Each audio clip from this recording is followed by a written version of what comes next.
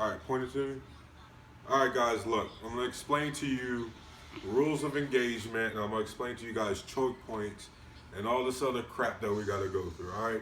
So, my lovely assistants, of course, my daughter's videotape.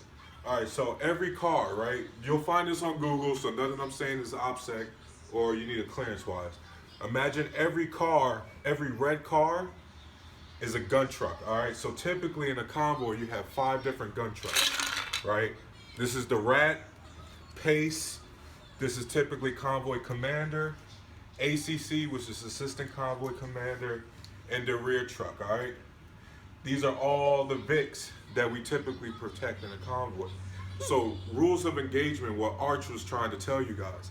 All right, so it typically used to be in Iraq that we didn't share the road. Once a military convoy was coming through, yo, that was it. You either had to get out of the way or we was gonna shoot you to get out the way.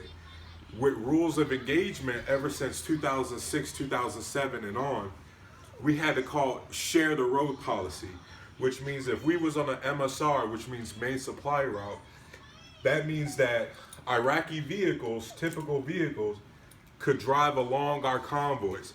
Like I said, before that, the whole highway was ours. You either had to be in front of us or behind us.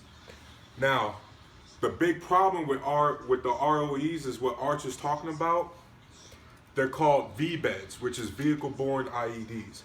So what a lot of the insurgents would do is they'll pack the cars with a bunch of explosives in the trunk.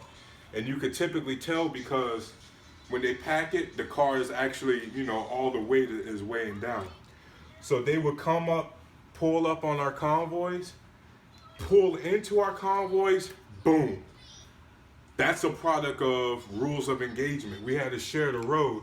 So a lot of VBEDs explosions was happening a lot. All right, so choke points, right? You come up, this is a problem with ROEs as well.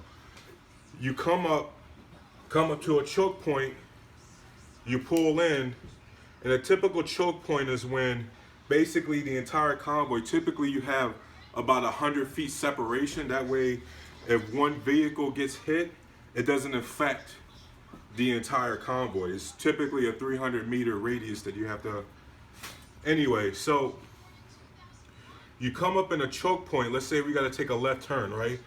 All the vehicles are choked up. And here's the problem with rules of engagement. All these vehicles, we will come up in a city, there'd be people standing on top of the buildings. And we can't shoot them because rules of engagement means we can't fire unless fired upon. So we're literally sitting there looking at these guys doing surveillance and everything, and we cannot do anything about it. We had one incident in Iraq where we came up in a choke point.